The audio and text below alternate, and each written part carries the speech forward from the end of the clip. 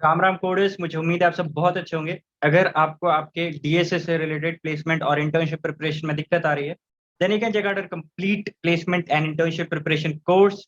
Link for it is in the description box. ठीक है। आज का तीसरा सवाल। ठीक है। ये तीसरा सवाल जो है आज का उतना टफ नहीं है। ठीक है। अ, थोड़ा सा बस मैथमेटिकल है। आप आराम से इसको सोच सकते हो, कर सकते हो।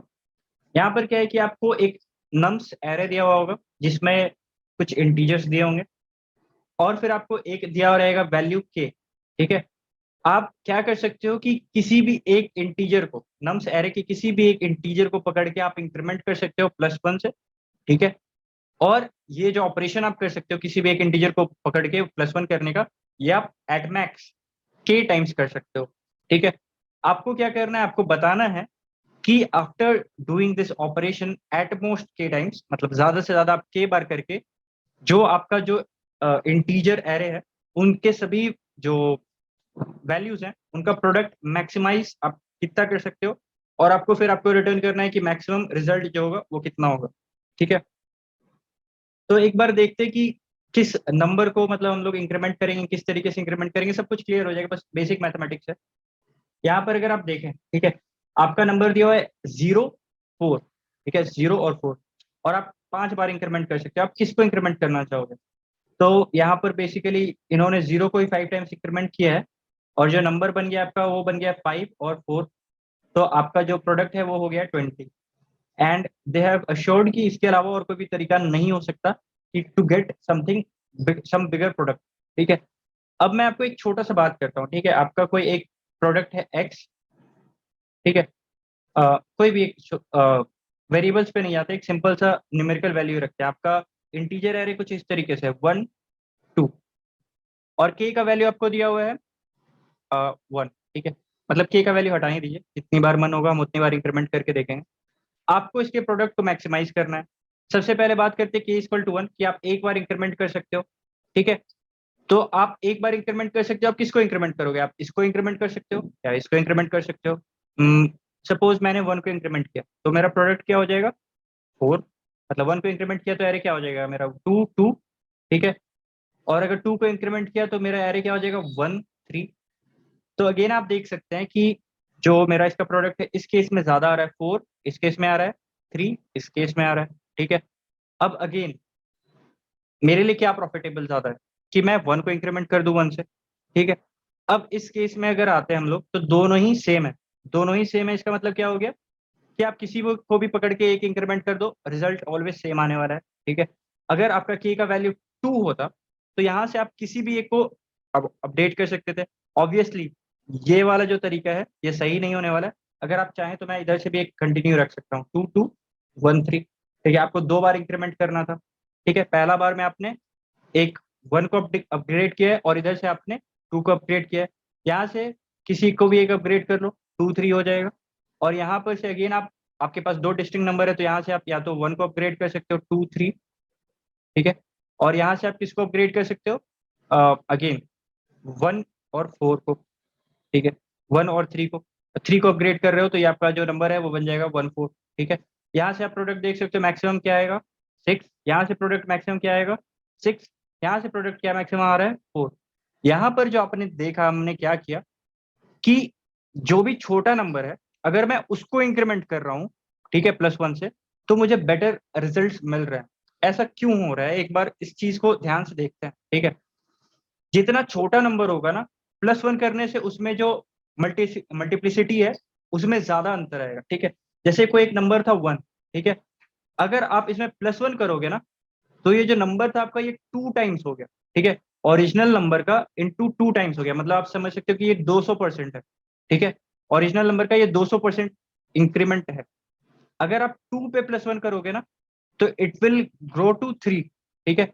तो ओरिजिनल नंबर जो 2 है, ओरिजिनल नंबर जो 2 है, ये इसका 1.5 टाइम्स, 1.5 टाइम्स। ठीक है। तो यहाँ पर अगेन आप देख सकते हो कि जैसे जैसे आपका नंबर बढ़ते जाएगा इसी तरीके से आप आगे बढ़ते जाओ। 10 से जब आप 11 पे जाओगे, 10 से जब आप 11 पे जाओगे, तो ये जो नंबर है वो कितने से इंक्रीमेंट किया? बहुत ही कम से इंक्रीमेंट किया। ठीक है। ऑब्वियसली 100% तो नहीं इंक्रीमेंट हुआ। ठीक है। जो भी हुआ <100%, मतलब बहुत ही कम हुआ। एक बार मैं आपको अगर दिखा भी दूं, ये इसका कितना परसेंट है? 1.1 टाइम्स है। जो 11 है ये 1.1 टाइम्स है। अब आप और आगे जाओ, ठीक है, आप 100 से 101 कर दो, तो ये कितना टाइम्स है? ये इसका मतलब ये जो 100 है उसमें जब मैंने +1 किया तो ये खुद का 1.01 टाइम्स हो गया, ठीक है। आप जितना बड़ा नंबर होगे उसमें अगर आप +1 करोगे तो उतना कम इंक्रीमेंट आपको परसेंटेज इंक्रीमेंट उसमें मिलेगा, ठीक है। तो मैं किस नंबर को इंक्रीमेंट करने की कोशिश करूंगा? जो भी मेरे एरे का जो सबसे छोटा नंबर है मैं उसको इंक्रीमेंट करने की कोशिश करूंगा, ठीक है। अब यहाँ पर आपने देखा कि मैंने जब 1 पे इंक्रीमेंट किया +1 तो मेरा नंबर 2 गुना हो गया। जब मैंने 2 पे इंक्रीमेंट किया तो मेरा नंबर 1.5 गुना हो गया। यहाँ पर जब मैंने इंक्रीमेंट किया तो मेरा नंबर जो था वो 1.1 टाइम्स हुआ, ठीक है। अब जैसे जैसे नंबर बढ़ते जा रहे हैं, जैसे यहाँ पर आप देखें 1.01 टाइम्स हुआ। अगर आप 1000 से 1001 करते, ठीक है, 1000 से 1001 करते आप, तो आपका जो नंबर होता वो 1.001 टाइम्स पड़ता, ठीक है। 1.001 टाइम्स मतलब और भी छोटा होते जा रहा है, बहुत ही कम होते जा रहा है, ठीक है। तो मतलब थोड़ा सा इंक्रीमेंट तो मिल रहा है पर वो इंक्रीमेंट ऑलमोस्ट नेग्लिजिबल होते जा रहा है जितने बड़े नंबर में आप +1 कर रहे हो। तो मैं क्या कोशिश करूंगा कि मेरा जो एरे है उसमें जो सबसे छोटा नंबर है मैं उसको इंक्रीमेंट करूं, ठीक है। तो मेरा जो रिजल्ट होगा वो मैक्सिमाइज होगा। मुझे उम्मीद है आपको ये लॉजिक अच्छे से समझ में आ गया होगा। अब इसको इम्प्लीमेंट कैसे करना है वो एक बार बात कर लेते हैं, ठीक है। 0 4 ये एग्जाम्पल को पकड़ते हैं। के का वैल्यू यहाँ पर आपका दिया हुआ है 5, ठीक है। तो मुझे हर बार कुछ इस तरीके का ऑपरेशन करना है कि मेरा जो सबसे छोटा नंबर है ना वो सबसे ऊपर तैरता हुआ दिखे मुझे। तो मैं क्या कर लेता हूँ, मैं प्रायोरिटी क्यू में इसको डाल देता हूँ, ठीक है।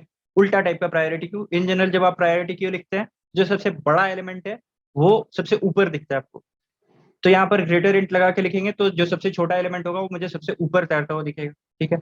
अब मेरा जो प्रायोरिटी क्यू है कुछ इस तरीके से दिखेगा 0 4।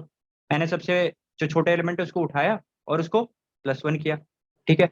अब इसको मैंने इंक्रीमेंट कर दिया तो इसके जगह पे मैं 1 डाल दूंगा, ठीक है। अभी भी सबसे छोटा एलिमेंट यही है, फिर इसको पकड़ के मैं निकालूंगा और इसको इंक्रीमेंट कर दूंगा। अगेन अभी भी यही छोटा एलिमेंट है, इसी को पकड़ के इंक्रीमेंट करूंगा। अगेन यही छोटा एलिमेंट है, इसको पकड़ के इंक्रीमेंट करूंगा। और अगेन यहाँ पर आप देख सकते हैं दोनों एलिमेंट बराबर है तो कोई भी ऊपर हो सकता है, बराबर ही बात है, कोई दिक्कत की बात नहीं है। तो यहाँ पर से आप 4 को पकड़ के उठाओगे और इसको इंक्रीमेंट जैसे ही करोगे ये बन जाएगा 5, ठीक है। तो ये हो गया आपका आंसर। ये आपका प्रायोरिटी क्यू थोड़ा अपडेट हो जाएगा 4 5। पर यहाँ पर आप देखोगे तो आपका मतलब जो ऑपरेशंस थे वो आपके लिमिटेड थे। k=5 ही दिया होता, आपने यहाँ पर 5 ऑपरेशन कर दिया। 0 को 5 ले जाने में आपने 5 ऑपरेशन कंप्लीट कर लिया है।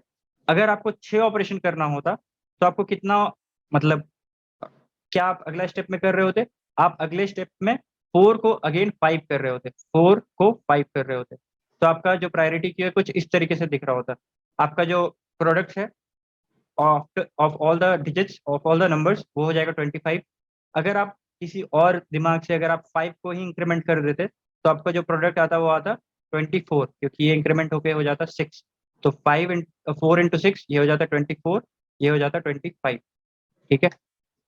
तो मुझे उम्मीद है आपको ये समझ में आ गया होगा। अब इसको प्रायोरिटी क्यू से मैंने किस तरीके से इंप्लीमेंट किया एक बार मैं आपको वो ड्राई रन करके दिखा देता हूँ, उससे आपको सब कुछ क्लियर हो जाएगा। अगर आपको इससे कोई भी डाउट आ रहा है तो हमने प्रायोरिटी क्यू से रिलेटेड बहुत सारे इंपॉर्टेंट क्वेश्चन, एक क्यू वाला प्लेलिस्ट हमारा प्लेसमेंट प्रिपरेशन कोर्स का, उसमें सब कुछ डिस्कस किया है, तो आप उधर से एक बार फॉलो अप कर सकते हैं अगेन, ठीक है। यहाँ पर मैंने सबसे पहले क्या किया है कि एक प्रायोरिटी क्यू बना लिया अगेन।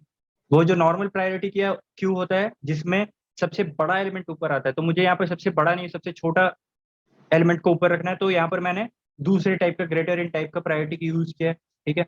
उसके बाद मैंने सभी एलिमेंट को प्रायोरिटी क्यू में पुश कर दिया है। फिर वाइल के माइनस माइनस मतलब जब तक मैं इंक्रीमेंट कर सकता हूँ तब तक मैं क्या इंक्रीमेंट करूंगा, जो भी टॉप मोस्ट एलिमेंट है। टॉप मोस्ट एलिमेंट कैसा एलिमेंट है मेरा? जो इस एरे का अभी तक का सबसे छोटा एलिमेंट, ठीक है, दैट इज ऑन टॉप, उसको मैं निकालूंगा और उसके जगह पे मैं उसका इंक्रीमेंटेड वैल्यू को यहाँ पर पुश कर दूंगा अंदर, ठीक है। So that's it. और उसके बाद फिर जो भी मेरा प्रायोरिटी क्यू में आफ्टर डूइंग दिस के ऑपरेशन जो अपडेटेड एरे है मेरा वो प्रायोरिटी क्यू में स्टोर्ड है, तो मैं क्या करूंगा एक एक करके मैं उसको अपने आंसर में मल्टीप्लाई करते जाऊंगा। और नंबर काफी बड़ा हो सकता है इसलिए आपको मॉड लेने के लिए कहा है। और मैंने लॉन्ग लॉन्ग इसलिए इस्तेमाल कर लिया एज अ प्रिवेंशन मेजर, क्योंकि कभी भी मॉड लेने के बाद भी कभी कभी दिक्कत हो जाता है, तो क्यों उतना झमेला लेना, सीधा लॉन्ग लॉन्ग में करते हैं ना, रिजल्ट आउट ओवरफ्लो नहीं होगा और फिर मॉड लेने के बाद तो वो इंटीजर के रेंज में आ ही जाएगा, ठीक है।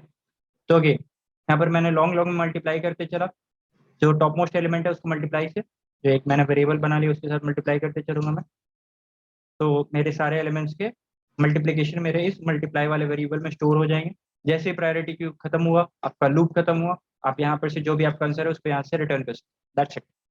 तो मुझे उम्मीद है आपको समझ में आ गया होगा। अगर इसके बाद भी कोई डाउट बच रहा है then you can comment the comment section, या फिर आप जुड़ सकते हैं हमारे सोशल मीडिया पेजेस के हैंडल से, link for them is in the description box. That's it for now, thank you.